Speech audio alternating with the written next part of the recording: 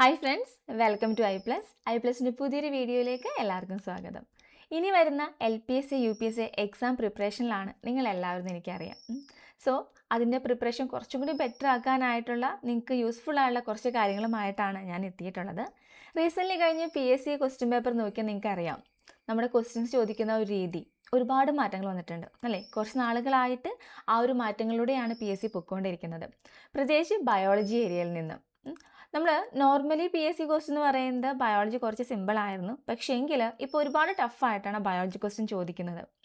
അപ്പോൾ ഇതിൻ്റെ സോഴ്സ് ഏതാണെന്നൊക്കെ അറിയാനായിട്ട് എല്ലാവർക്കും ആഗ്രഹം ഉണ്ടായിരിക്കും, കുറച്ച് പേർക്കൊക്കെ അറിയായിരിക്കും. എങ്കിലും പാഠപുസ്തകങ്ങളുമായിട്ടും അത്രയും കണക്റ്റഡ് അല്ലാത്ത കുറച്ച് പേർക്കെങ്കിലും ആ ഒരു സംശയം ഇപ്പോഴും ഉണ്ടായിരിക്കും.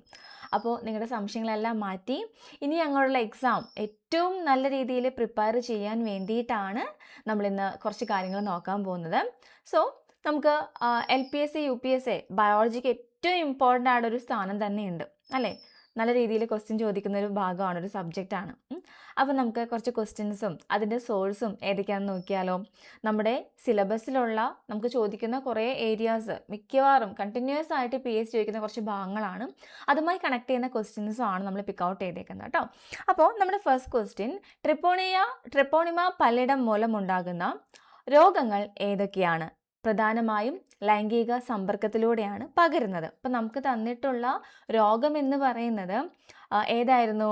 ഈ ട്രിപ്പോണിമ പല്ലിടം എന്ന് പറയുന്ന രോഗമാണ് തന്നിട്ടുള്ളത്. അത് എങ്ങനെയാണ് പകരുന്നത്? സെക്ഷൽ കോണ്ടാക്റ്റിലൂടെയാണ് ആ ഒരു രോഗം പകരുന്നത്. സോ നമുക്ക് രോഗങ്ങൾ തന്നിട്ടുണ്ട് ഓപ്ഷനിൽ: syphilis, gonorrhoea, then chlamydia, herpes. ഇത്രയാണ് നമുക്ക് തന്നിട്ടുള്ള ഓപ്ഷൻ എന്ന് പറയുന്നത്. സോ നിങ്ങൾക്ക് ആർക്കെങ്കിലും ഇതിൻ്റെ ആൻസർ അറിയാമെന്നുണ്ടെങ്കിൽ ജസ്റ്റ് താഴെ ഒന്ന് കമൻറ്റ് ചെയ്യാം കേട്ടോ. ദെൻ നമ്മുടെ ആൻസർ എന്ന് പറയുന്നത് ഓപ്ഷൻ എ ആണ്, സിഫിലിസ് ആണ്. എന്തായിരുന്നു? ട്രിപ്പോണിമ പല്ലിടം എന്ന് പറയുന്ന രോഗാണു മൂലമുണ്ടാകുന്ന ലൈംഗിക സമ്പർക്കത്തിലൂടെ പകരുന്ന രോഗമാണ് എന്ത്? സിഫിലിസ് എന്ന് പറയുന്ന രോഗം. ഇനി ഇതേത് ഭാഗത്ത് നിന്നാണ് ചോദിച്ചിട്ടുള്ളതെന്നാണ് നമുക്ക് അറിയേണ്ടത് അല്ലേ. നമ്മുടെ SCERT +2 പാഠപുസ്തകത്തിലെ ഒരു ക്വസ്റ്റ്യൻ ആണ്. സുവോളജി ഭാഗമാണ് കേട്ടോ. നമുക്ക് ബയോളജി ടെക്സ്റ്റ് ബുക്കാണ്, അതിൽ സുവോളജി ഏരിയയിൽ നിന്നാണ് ഈ ക്വസ്റ്റ്യൻ ചോദിച്ചിട്ടുള്ളത്. നമുക്ക് രോഗങ്ങളും രോഗകാരികളും എന്ന് പറഞ്ഞൊരു ചാപ്റ്റർ അതിലുണ്ട് അല്ലേ. നമ്മുടെ ഹ്യൂമൻ ഡിസീസ്, മനുഷ്യരിൽ വരുന്ന രോഗങ്ങൾ ഏതൊക്കെയാണ് ഒരു ചാപ്റ്റർ ഉണ്ട്. ആ ചാപ്റ്ററിൽ ഇതേപോലെ ഒരു 3 ടേബിൾ നമുക്ക് കാണാൻ പറ്റും. ബാക്ടീരിയ രോഗങ്ങൾ, വൈറസ് രോഗങ്ങൾ, ഇങ്ങനെയുള്ള കുറച്ച് ടേബിൾസ് നമുക്ക് കാണാം. അതിൽ ബാക്ടീരിയ രോഗങ്ങളുടെ ഒരു ടേബിളാണിത്. നമ്മുടെ ആൻസർ ഇവിടെ കിടക്കുന്നുണ്ട്, ട്രിപ്പോണിമ പല്ലിടം. ഓക്കെ, ഈ ട്രിപ്പോണിമ പല്ലിടം എന്ന് പറയുന്ന രോഗാണു പരത്തുന്ന രോഗമാണ് എന്ത്? സിഫിലിസ്. ഓക്കെ, അപ്പോൾ നിങ്ങൾക്ക് എവിടെ നിന്നാണ് സോഴ്സ് എന്ന് മനസ്സിലായെന്ന് വിചാരിക്കുന്നു. ട്രിപ്പോണിമ പാലിഡം എന്ന് പറയുന്ന രോഗാണു പരത്തുന്ന രോഗമാണ് സിഫിലിസ് എന്ന് പറയുന്നത്. അപ്പോൾ നമുക്ക് അതിൻ്റെ കൂടെ തന്നെ കുറച്ച് രോഗങ്ങൾ കൂടി ഒന്ന് നോക്കാം. മൈക്കോബാക്ടീരിയം ട്യൂബർകുലോസിസ് എന്ന് പറയുന്ന രോഗാണു പരത്തുന്ന രോഗമാണ് ക്ഷയം. ഇപ്പോൾ ഒരുപാട് നാൾക്ക് മുന്നേ എപ്പോഴും ചോദിക്കുന്ന ഒന്നായിരുന്നു ഇത്. ഇന്ന് അതിൻ്റെ സ്റ്റൈലൊക്കെ മാറ്റിയിട്ട് ചോദിച്ചു തുടങ്ങിയിട്ടുണ്ട്. നമുക്കത് കാണാം എന്താണെന്നുള്ളത്. ദെൻ മൈക്കോബാക്ടീരിയം ലെപ്രയെ പരത്തുന്ന രോഗമാണ് ഹാൻസൻസ് രോഗം എന്നറിയപ്പെടുന്ന കുഷ്ഠരോഗം. കൊർണബാക്ടീരിയം ഡിഫ്തീരിയ പരത്തുന്നതാണ് ഡിഫ്തീരിയ. വിബ്രിയോ കോളറയെ പരത്തുന്ന അല്ലെങ്കിൽ ആ ഒരു ബാക്ടീരിയ പരത്തുന്ന രോഗമാണ് കോളറ എന്ന് പറയുന്നത്. ക്ലോസ്ട്രീഡിയം ടെറ്റനെ പരത്തുന്ന രോഗമാണ് ടെറ്റനസ്. ദെൻ നൈസ്ട്രീരിയ ഗൊണേറിയ പരത്തുന്ന രോഗമാണ് ഗൊണേറിയ എന്ന് പറയുന്നത്. അതേപോലെ ക്ലമീഡിയ ട്രൈക്കോമാറ്റിസ് പരത്തുന്ന രോഗമാണിത് ക്ലമീഡിയാസിസ് എന്ന് പറയുന്ന രോഗം. ഇതെല്ലാം തന്നെ ബാക്ടീരിയ രോഗങ്ങൾക്ക് ഉദാഹരണമാണ്. കുറച്ച് നാൾ മുന്നേ രോഗം തന്നിട്ട് ഏതാണ് രോഗാണു എന്ന് ചോദിക്കുകയായിരുന്നു പതിവ്. ഇപ്പോൾ ഒരു കുറച്ച് മാറ്റിയിട്ടുണ്ട്. എന്താണ്? രോഗാണുവിനെ തന്നിട്ട് രോഗം ഏതാണെന്നാണ് ചോദിക്കുന്നത്. സോ SCERT +2 പാഠപുസ്തകമാണ് എന്നുള്ളത് ഓർത്തിരിക്കുക കേട്ടോ. അടുത്ത ക്വസ്റ്റ്യൻ, മലിനമായ മണ്ണ്, ജലം, വായു തുടങ്ങിയ ചുറ്റുപാടുകളിൽ നിന്ന് മാലിന്യങ്ങൾ നീക്കം ചെയ്യാൻ സൂക്ഷ്മാണുക്കളെയും സസ്യങ്ങളെയും ഉപയോഗിക്കുന്ന സാങ്കേതിക വിദ്യ ഏതാണ്? Biotechnology, biosparging, bioventing, then bioremediation. ഇത്രയാണ് നമുക്ക് തന്നിട്ടുള്ള ഓപ്ഷൻസ്. ഏതായിരിക്കാം ഇതിൻ്റെ ആൻസർ? നമുക്ക് പൊല്യൂട്ടഡ് ആയിട്ടുള്ള മണ്ണ്, ജലം, വായു അങ്ങനെയുള്ള ചുറ്റുപാടിൽ നിന്നും നമുക്ക് മാലിന്യങ്ങൾ നീക്കാൻ വേണ്ടിയിട്ട് നമ്മൾ ആരും ഉപയോഗിക്കുന്നുണ്ട്? മൈക്രോ ഓർഗാനിസംസ് അല്ലെങ്കിൽ സൂക്ഷ്മജീവികളെയും അതേപോലെ തന്നെ സസ്യങ്ങളെയും പ്ലാന്റ്സിനെയും ഉപയോഗിക്കുന്നുണ്ട്. അപ്പോൾ അതിന് വേണ്ടിയിട്ടുള്ള സാങ്കേതിക വിദ്യ എന്ന് പറയുന്നത് ഓപ്ഷൻ ഡി ആണ്, ബയോ റെമഡിയേഷൻ ആണ് അതിൻ്റെ ആൻസർ ആയിട്ട് വരുന്നത് കേട്ടോ. ഏതായിരുന്നു? ഓപ്ഷൻ ഡി ആണ്, ബയോ റെമഡിയേഷൻ ആണ് ആൻസർ. ഇനി ഇത് നമുക്ക് ചോദിച്ചിട്ടുള്ളത് നമ്മുടെ SCERT പാഠപുസ്തകം തന്നെയാണ്. 10ാം ക്ലാസ്സിലെ രണ്ടാമത്തെ ഭാഗത്തിലെ 6ാമത്തെ ചാപ്റ്ററിൽ നിന്നാണ് ഈ ഒരു ക്വസ്റ്റ്യൻ ചോദിച്ചിട്ടുള്ളത്. ഇവിടെ കിടക്കുന്നുണ്ട് ബയോ റെമഡിയേഷൻ. കൃത്യമായിട്ടും ഇതേ വേർഡിങ്സ് തന്നെയാണ് നമ്മുടെ ക്വസ്റ്റ്യനിലുള്ളത്. നോക്കിയേ, മണ്ണ്, ജലം, വായു തുടങ്ങിയ മലിനമായ ചുറ്റുപാടുകളിൽ നിന്ന് മാലിന്യങ്ങൾ നീക്കം ചെയ്യാൻ സൂക്ഷ്മാണുക്കളെയും സസ്യങ്ങളെയും ഉപയോഗിക്കുന്നു. അപ്പോൾ ആ ഒരു മെത്തേഡിന് പറയുന്ന പേരാണ് ബയോ റെമഡിയേഷൻ. ഇത് മാലിന്യങ്ങളെ ദോഷകരമല്ലാത്ത സംയുക്തങ്ങളാക്കി മാറ്റുകയാണ് ചെയ്യുന്നത് കേട്ടോ. അതേപോലെ തന്നെയുള്ള മറ്റൊരു മെത്തേഡാണ് ക്രയോ പ്രിസർവേഷൻ എന്ന് പറയുന്നത്. വളരെ താഴ്ന്ന താപനിലയിൽ, അതായത് ഏകദേശം -196°C ജീവനുള്ള കോശങ്ങളെയും കലകളെയും അവയവങ്ങളെയും സംരക്ഷിക്കുന്ന പ്രക്രിയ.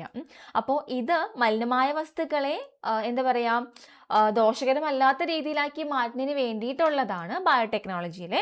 ഏകദേശം അതേപോലെ തന്നെ നമുക്ക് ഇവരെ പ്രൊട്ടക്റ്റ് ചെയ്യാൻ, സംരക്ഷിച്ച് വെക്കാൻ വേണ്ടിയിട്ടുള്ളൊരു മെത്തേഡാണ് എന്ത്? ക്രയോ പ്രിസർവേഷൻ എന്ന് പറയുന്ന മെത്തേഡ്. ഇതിൽ സൂക്ഷിക്കുന്ന താപനില എന്ന് പറയുന്നത് -196°C ഇത് സൂക്ഷിച്ചു വെക്കുന്നത് കേട്ടോ.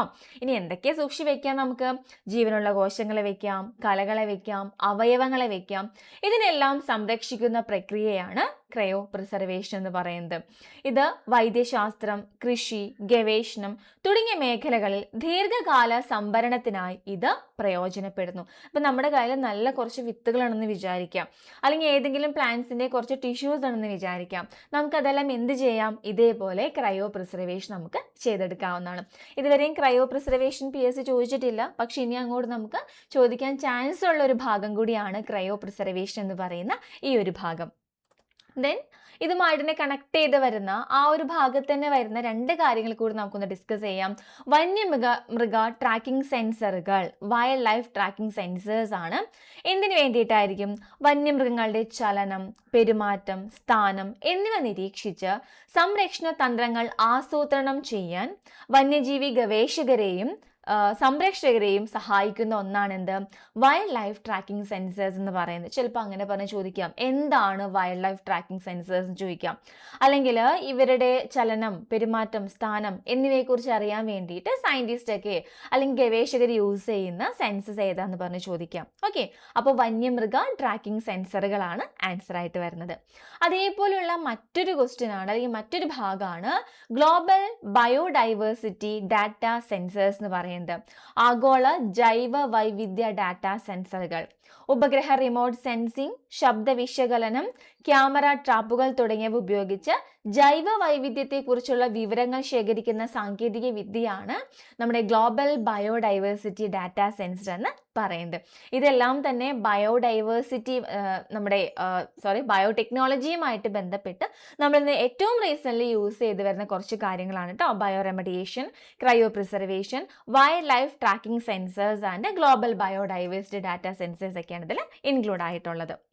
അടുത്ത ക്വസ്റ്റ്യൻ, ഡോട്ട്സ് എന്നത് ഏത് രോഗത്തിന്റെ ചികിത്സാ രീതിയാണ്? ഓപ്ഷൻ എ എലിപ്പനി, option B AIDS, option C ക്ഷയം ആൻഡ് ഓപ്ഷൻ ഡി കോളറ. ഏറ്റവും അടുത്ത് കഴിഞ്ഞ ഒരു PSC എക്സാമിൻ്റെ ബയോളജി ഭാഗത്തുള്ള ഒരു ക്വസ്റ്റ്യൻ ആണിത്. നിങ്ങൾക്ക് എല്ലാവർക്കും അറിയാവുന്ന ഒരു ആൻസർ ആണ്. നമ്മുടെ പാഠപുസ്തകത്തിൽ നിന്നാണ് ഇത് ചോദിച്ചിട്ടുള്ളത്. അതിൻ്റെ ആൻസർ ഓപ്ഷൻ സി ആണ്, ക്ഷയം. നമുക്ക് അറിയാവുന്ന കാര്യമാണ് അല്ലേ. 10ാം ക്ലാസ്സിലെ രണ്ടാമത്തെ ഭാഗത്തിലെ പാർട്ട് 2വിലെ 5ാമത്തെ ചാപ്റ്റർ പ്രതിരോധവും ആരോഗ്യ സംരക്ഷണവും എന്ന് പറയുന്ന ചാപ്റ്ററിലാണ് ഇത് നമുക്ക് ചോദിച്ചിട്ടുള്ളത്. ഇവിടെ കൊടുത്തിട്ടുണ്ട് BCG വാക്സിനേഷൻ, അതേപോലെ ഒന്നിലധികം ആന്റിബയോട്ടിക്കുകൾ ഒരുമിച്ച് ഉപയോഗിക്കുന്ന ദീർഘകാല ചികിത്സ dots DOTS, directly observe treatment ആണ് ഡോട്ട്സ് എന്ന് പറയുന്നത്. അപ്പോൾ അത് ക്ഷയരോഗത്തിനാണ് നമ്മൾ ഈ ഒരു ചികിത്സാ രീതി ഉപയോഗിക്കുന്നത്. ക്ഷയരോഗം പരത്തുന്ന രോഗാണുവിനെ നമ്മൾ നേരത്തെ പരിചയപ്പെട്ടിരുന്നു, മൈക്രോബാക്ടീരിയം ട്യൂബർകുലോസിസ് ആണ്. അതേപോലെ ഇതെങ്ങനെയാണ് പകരുന്നത്, നമുക്ക് കണക്ട് ചെയ്ത് അതുകൂടി ഒന്ന് പഠിച്ചിട്ട് പോകാം അല്ലേ.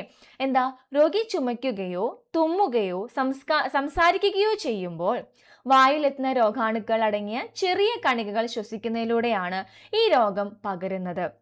ബാധിക്കുന്ന ഭാഗം പ്രധാനമായും നമ്മുടെ ലങ്സിനെ, ശ്വാസകോശത്തെയാണ് ഈ ഒരു രോഗം ബാധിക്കുന്നതെങ്കിലും കുറച്ചും കൂടി ഒരു ക്രിട്ടിക്കൽ കണ്ടീഷനിലേക്ക് വരുമ്പോൾ വൃക്ക, അസ്ഥി, മസ്തിഷ്കം തുടങ്ങിയ ശരീരഭാഗങ്ങളിലേക്കും ഇത് ബാധിക്കാവുന്നതാണ്. അതേപോലെ ഇതിന്റെ ലക്ഷണങ്ങൾ എന്തൊക്കെയാണ്? 2 ആഴ്ചയിൽ കൂടുതൽ നീണ്ടു നിൽക്കുന്ന ചുമ, പനി, വിശപ്പില്ലായ്മ, ഭാരക്കുറവ്, ക്ഷീണം എന്നിവയാണ് ക്ഷയരോഗത്തിന്റെ പ്രധാന ലക്ഷണങ്ങൾ. ചിലപ്പോൾ നമ്മുടെ കഫത്തിൽ രക്തവും കണ്ടേക്കാം. അപ്പോൾ ക്ഷയരോഗം ഉണ്ടോ എന്നറിയാൻ വേണ്ടിയിട്ട് കഫം ടെസ്റ്റ് ചെയ്യുന്നത് സാധാരണയായിട്ടുള്ളൊരു കാര്യമാണ് അല്ലേ. അപ്പോൾ അതിൽ ബ്ലഡിന്റെ കണ്ടന്റ് ഉണ്ടെങ്കിൽ നമുക്കത് മനസ്സിലാക്കാം അത് ക്ഷയരോഗമാണെന്നുള്ളത്. ഇതിന് പ്രതിരോധ ചികിത്സയുണ്ട്. ഏതൊക്കെയാണ് പ്രതിരോധം എന്ന് പറയുന്നത്? നമുക്ക് BCG വാക്സിനേഷൻ എടുക്കാം. അതേപോലെയുള്ള ചികിത്സാ രീതിയാണ് DOTS, ഡോട്ട്സ് എന്ന് പറയുന്ന ചികിത്സാ രീതി.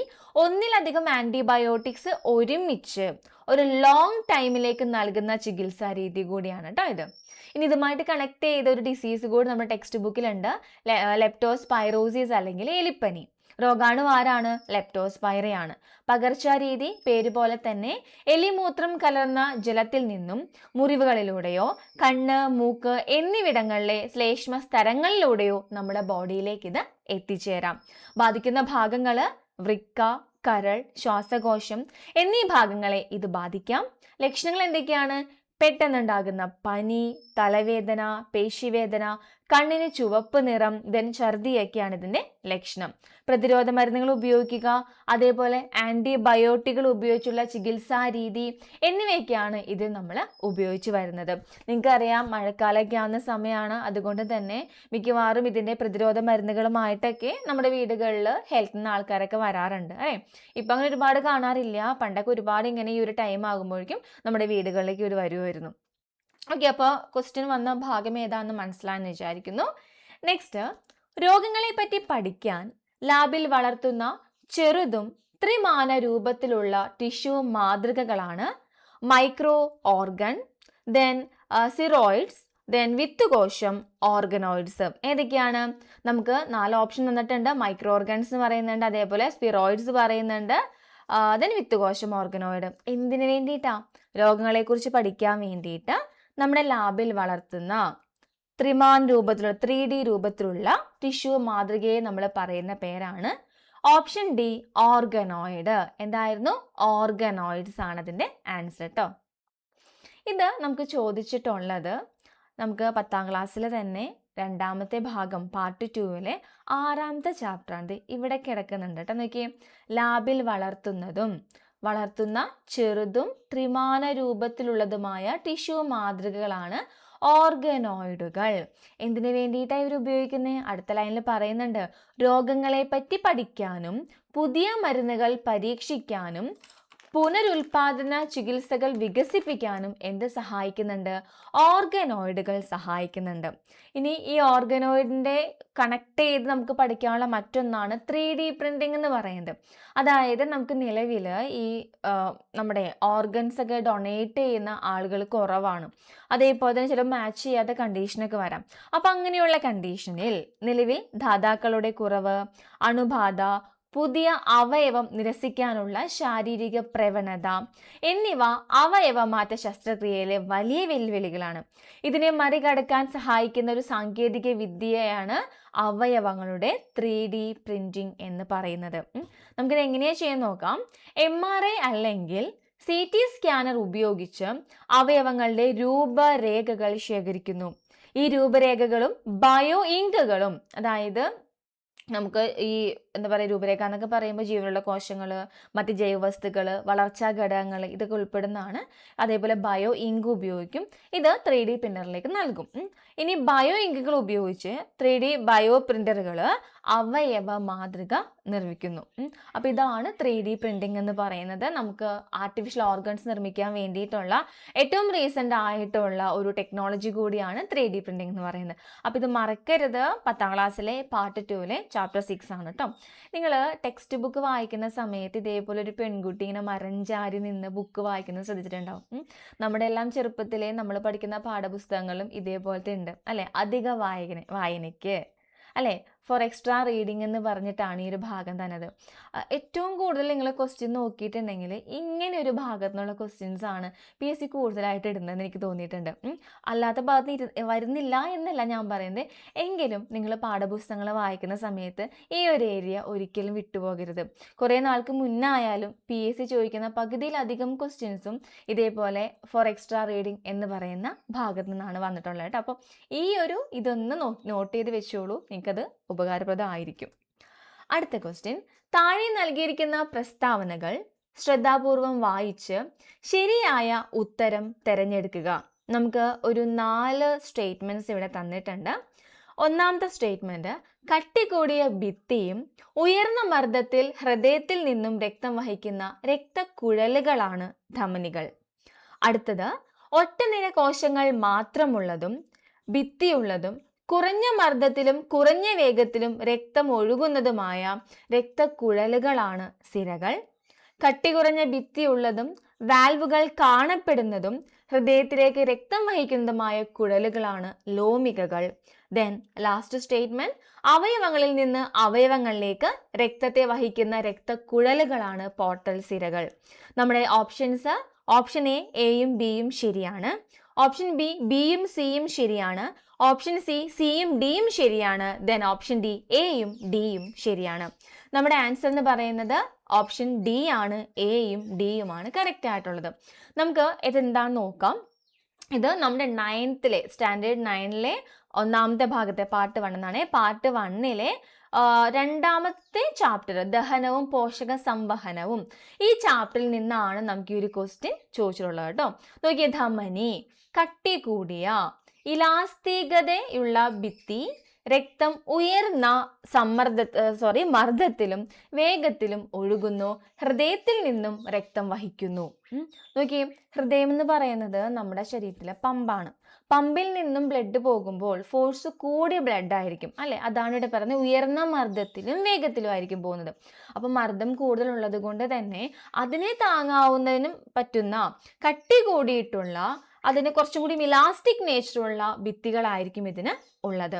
അതാണ് നമ്മുടെ ഫസ്റ്റ് സ്റ്റേറ്റ്മെന്റും. കട്ടി കൂടിയതും ഉയർന്ന മർദ്ദത്തിൽ ഹൃദയത്തിൽ നിന്നും രക്തം വഹിക്കുന്ന രക്തക്കുഴലുകളാണ് ധമനികൾ എന്ന് പറയുന്നത്.